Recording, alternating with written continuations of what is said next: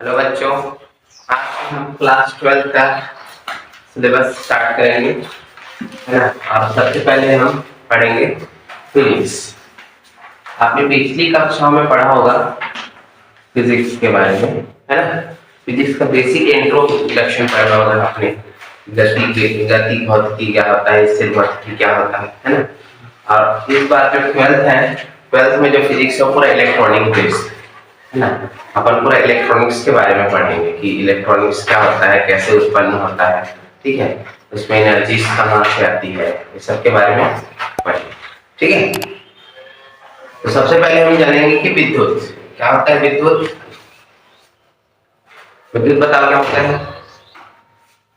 एक वो करंट है भैया, इस प्रकार का सकता है। क्या होता है?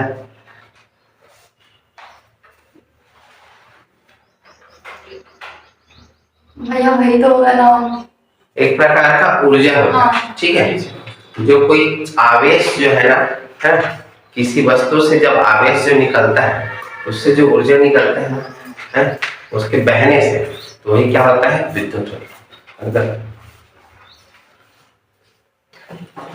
तो हम लोग सबसे पहले पढ़ेंगे विद्युत के बारे में। उससे पहले पढ़ेंगे हम विद्युत, स्थिर विद्युत। तो स्थिर विद्युत क्या होता है?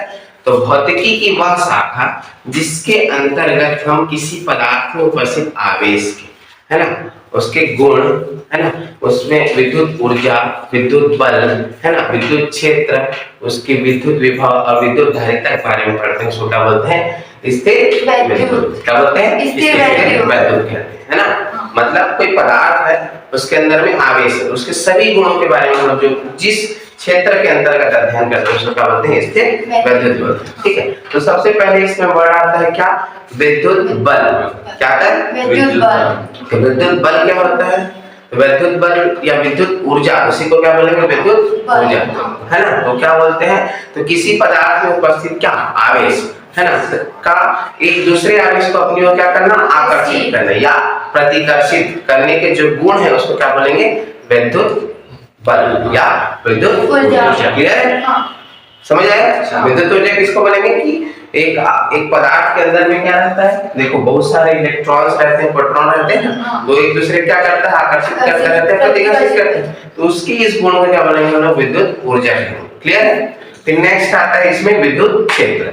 विद्युत क्षेत्र किसको बोलेंगे कि अगर मैं कोई एक आवेश मान लेता हूँ, समझ लेता हूँ कोई आवेश, और उस आवेश का प्रभाव जहां तक पड़ेगा, मतलब जहां तक पड़ेगा यानी कि वो जहां तक उसको किसी दूसरे आवेश को अपनी ओर आकर्षित करेगा या क्या करेगा?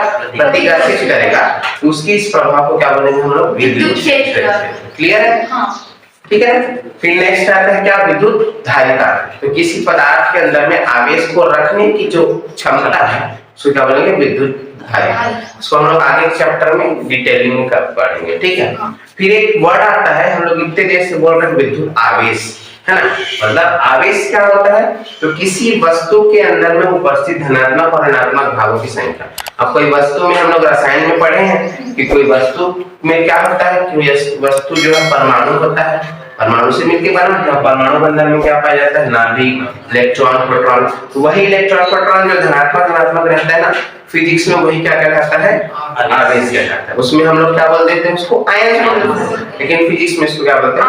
आवेश बोलते हैं। इसी आवेश के जो गुण है अभी हर एक वस्तु में उपलब्ध रहता है ना। किसी वस्तु में अगर धनात्मक की संख्या यानी प्रोटॉन ज्यादा हो तो उसको धनात्मक आवेश, और ऋणात्मक की संख्या अगर ज्यादा हो तो उसको क्या बोलेंगे? ऋणात्मक आवेश कहते हैं। क्लियर है? ठीक।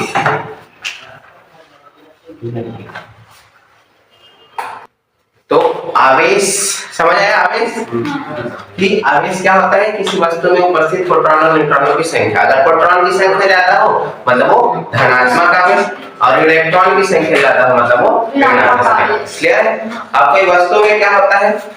आवेश है, तो आवेश में क्या होता है? गुण होता है। क्या करने का गुण होता है? आकर्षित करने का, प्रतिकर्षित करने का। तो आकर्षण कब होगा? जब विपरीत हो, मतलब जब वो आवेश क्या हो? विपरीत, मतलब धन जो है वो ऋण को क्या करेगा? अपनी ओर आकर्षित करेगा, है ना।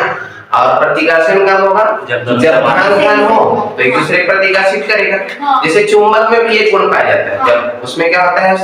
नॉर्थ पोल और साउथ पोल। तो नॉर्थ पोल एक दूसरे क्या करते हैं, प्रतिकर्षित रिपल्स करते हैं, और साउथ पोल एक दूसरे प्रतिकर्षित करते हैं। साउथ है तो नॉर्थ साउथ है तो एक दूसरे क्या करेगा, आकर्षित। क्लियर है? तो सेम गुण जो है आवेश में भी होता है। अगर धनात्मक आवेश है तो एक दूसरे क्या करेगा, प्रतिकर्षित, और ऋणात्मक तो भी क्या होगा, प्रतिकर्षित। लेकिन धनात्मक और ऋणात्मक तो एक दूसरे क्या करेगा, आकर्षित। क्लियर है? ये सिंपल सा कॉन्सेप्ट। मतलब दो गुण है कि अगर दो सजातीय आवेश क्या है, दो सजातीय आवेश है तो एक दूसरे क्या करेगा, प्रतिकर्षित करेगा, और अगर विजातीय आवेश मतलब अलग अलग हो तब क्या करेगा, आकर्षित। क्लियर है?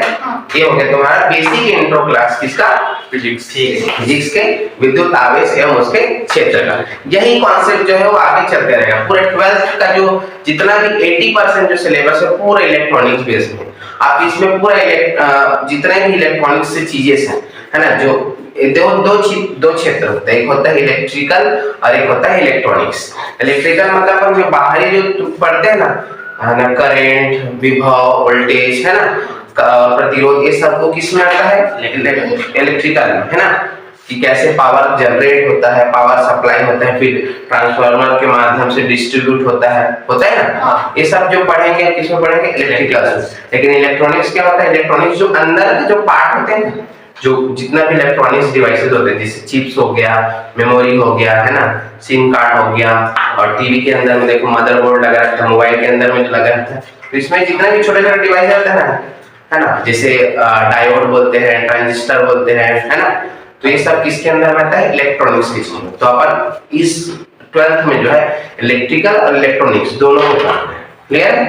ठीक है, चलो हम लोग आगे पढ़ेंगे कूलाम का नियम। तो कूलाम का नियम क्या बोलता है ना, कूलाम बोलता है कि किसी भी दो बिंदु आवेशों, है ना, किसी भी दो बिंदु आवेशों के बीच किसका गुण रहता है, आकर्षण और प्रतिकर्षण। तो बोलता है कूलाम की किसी भी दो बिंदु आवेशों के मध्य लगने वाले आकर्षण और प्रतिकर्षण बल का मान, है ना, उनके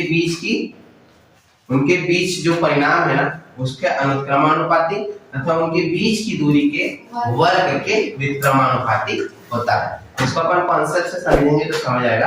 देखो माना कि कोई दो बिंदु आवेश है Q1 और Q2, ठीक है, क्या है, Q1 और Q2, और उनके बीच का दूरी क्या है, मान लो R, ठीक है। तो क्या बोला है कि किन्हीं भी दो बिंदु आवेशों के मध्य लगने वाले क्या आकर्षण और प्रतिकर्षण बल बोल रहा है ना, बल मतलब क्या, F, उसका मान जो है उन दोनों के परिणामी का गुणनफल। तो परिणामी क्या है, इसका मान क्या है Q1, इसका मान क्या है Q2। इन दोनों परिणामी क्या हो गया Q1 into Q2, उसका क्या होता है अनुक्रमानुपाती, यानी डायरेक्ट प्रोपोर्शनल होता है ना। इसको देखो समीकरण नंबर 1 तथा दूसरा क्या बोलता है, तो उनके बीच की दूरी के वर्ग के क्या व्युत्क्रमानुपाती, मतलब उसके बीच की दूरी क्या है R, तो R का क्या कर दी स्क्वायर, और व्युत्क्रमानुपाती मतलब इनवर्स प्रोपोर्शनल, तो F is inverse proportional to R square. इसको दे देते हैं इक्वेशन नंबर 2।